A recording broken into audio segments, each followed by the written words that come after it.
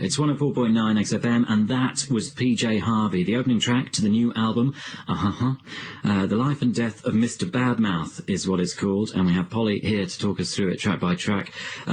You talked about sequencing the album. When did that emerge as the opening number? It was very hard putting this record together in terms of sequencing. I think that song feels like a heavyweight, you know, if you're talking boxing terms.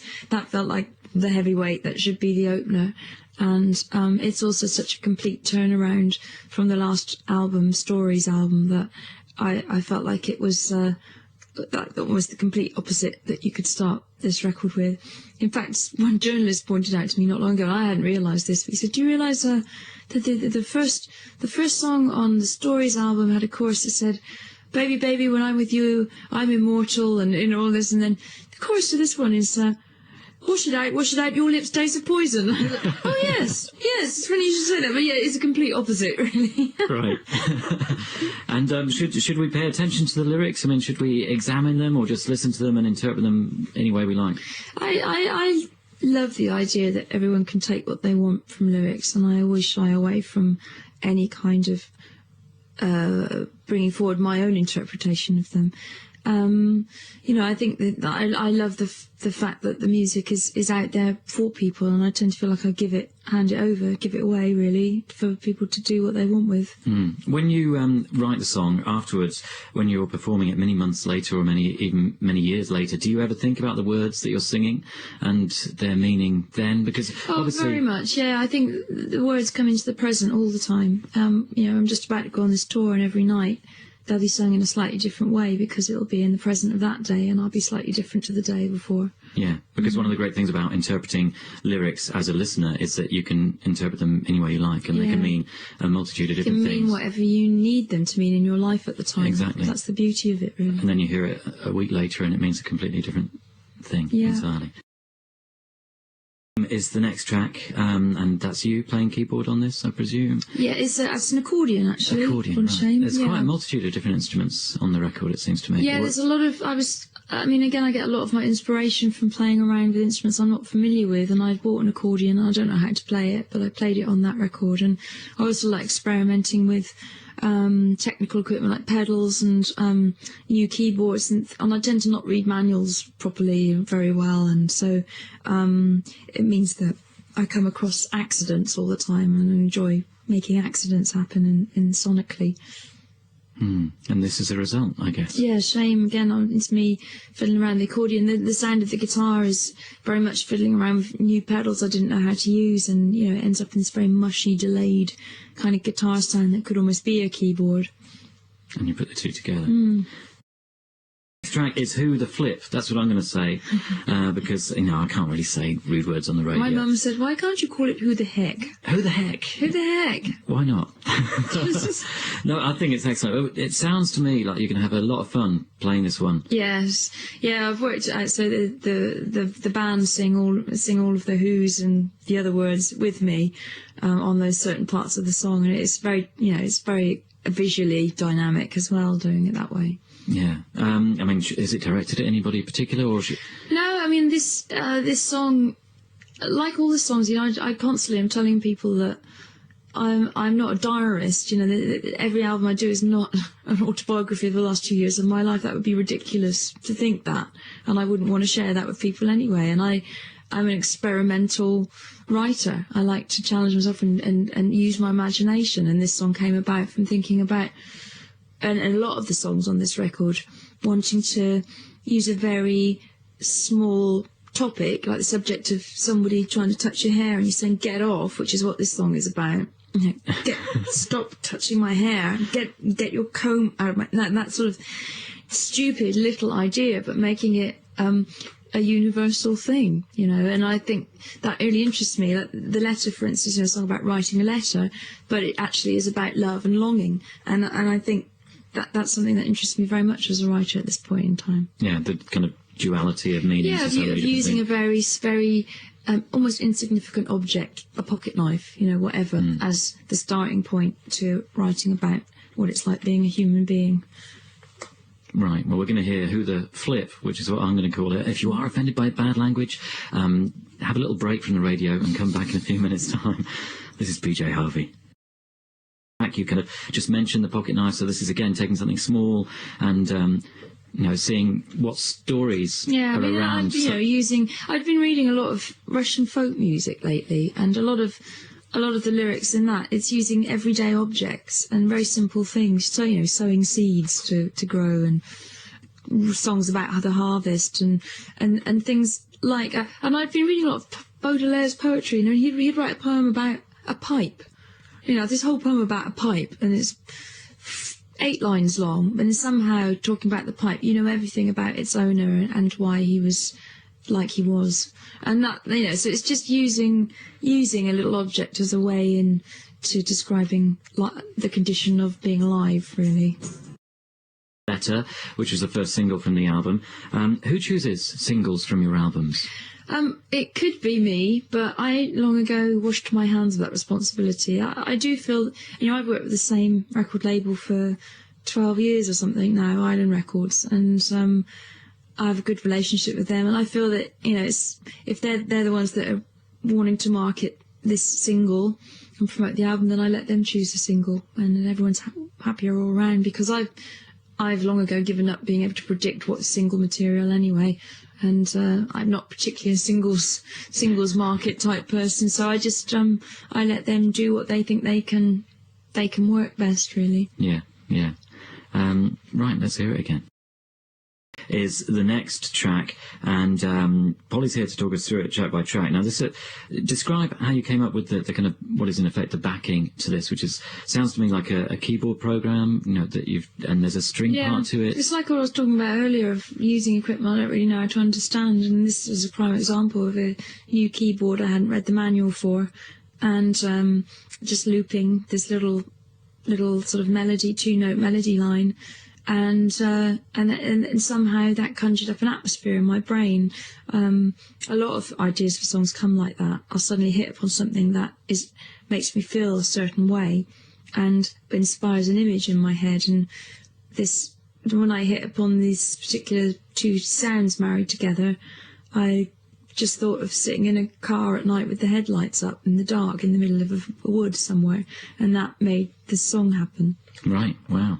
And is that a string part, or is that just another keyboard It's bit? A keyboard. Yeah. Because it sounds like a cello or something. Yeah. I think I'm getting it wrong. In the studio, I did overdub real strings as well. Oh, okay. But then I chose not to use them in the end. Ah, right, okay. Because it's interesting, because listening to the backing, it points to a whole other genre of music. It sounds like a house tune or something. Yeah. It could be. Yeah, it could be. But obviously you take it in a different direction. Are you into house music? I mean, would you connect with that stuff? I do some of it. Yeah, not all of it, and I'm not the kind of person. I need people to educate me with that. If I've got some friends that say, "Oh, you should listen to this," and they'll know what would get through to me, then yeah, there is some types of house music that I like. And the slow drug in question, what could that be? A cup of tea in the morning? I'll leave that to your imagination. Okay, well, I think it's a cup of tea personally. You can't beat a cup of tea. This is the slow drug. Is the next track. We're going to play that and then have a little break. This is kind of a short sketch of a song, you could say. Yeah, it's in fact this part is actually the ending of an entire quite long song called No Child of Mine that I wrote for Marianne Faithfull, and I wrote 5 songs for her new album, which is coming out later on in the year, and produced them for her, and this was one of them. And at the very end of this different song, No Child of Mine, I stuck on this tiny little refrain and loved it so much that I included a little version of it on mine, because I quite liked the idea of a little link between our records, because I'd written songs for her as well. So it's just a slightly different version of the ending of one of the songs I wrote for her. Yeah. What's it like collaborating with people? And we played your collaboration with the Desert Sessions thing, and well, it's always the reason I do this. It's always very fruitful, and you learn so much. I learn so much as a musician and a singer, and that I can then bring into my own work. It's just again a natural progression, a feeding of like minds. I mean, it's good to hear that you finally got to collaborate with Marianne, because the last time you were here, you mentioned it then, and Marianne was on the show around the same time, and she mentioned it then, and it was still something that was going to happen at that point. Yeah. But obviously it has. New album sounding good from Marianne Faithfull? Yeah, sounds really great, and it's coming out later on this year. Would have been now, but she's busy acting in The Black Rider at the moment at the Barbican, so she couldn't take the time away. Okay, well, this is maybe a tiny hint of what you might encounter on that forthcoming Marianne Faithfull album. This is No Child of Mine. Good advice. That's Cat on the Wall, PJ Harvey from the new album, We have Polly here with us this evening, talking us through it track by track. It is another Exposure album playback. Do you like listening to the radio?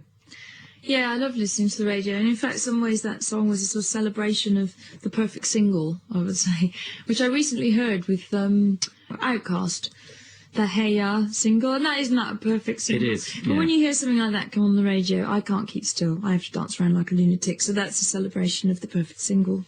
Excellent. And the Outkast thing's quite interesting, because in these times of records going straight in the charts and straight out again, it's been in the top 40 for months and months and months. I know, and so it should, because it's brilliant, and that's I find that so strengthening to me, to know, as an artist, to see that great music can be made and still get through there. You know, that whole album is amazing album. Yeah, and there's so much to get into there. Yeah.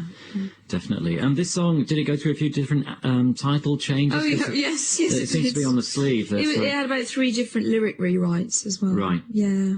And is that a keyboard or what could be a recorder in there? It's a melodica and a keyboard playing through a harmonica sound, I think. Right. Okay. It's the next track, and it seems that, I mean, obviously you're not going to discuss this really, but "You Come Through For Me" is the key line, and it's a great phrase, because it seems such a great thing to say to somebody that you know. No. For me, that's a song about friendship, really. I think people usually read all manner of dark connotations into my works, but a lot of it is very just a celebration of the joy of life and of things, and I think that's very much about friendship and someone coming through for you. Yeah. You Come Through, PJ Harvey on Exposure, XFM.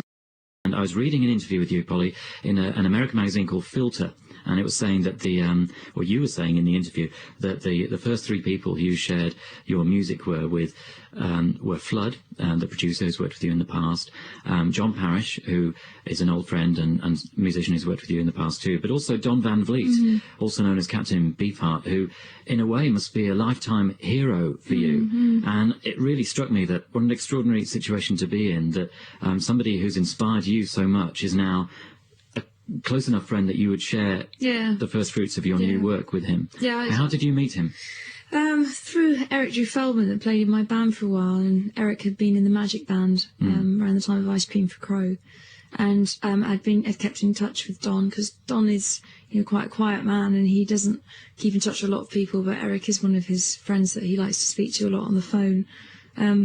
So when Don knew that Eric was playing in my band, he said how much he liked my music and could he speak with me, because he loves to speak on the phone.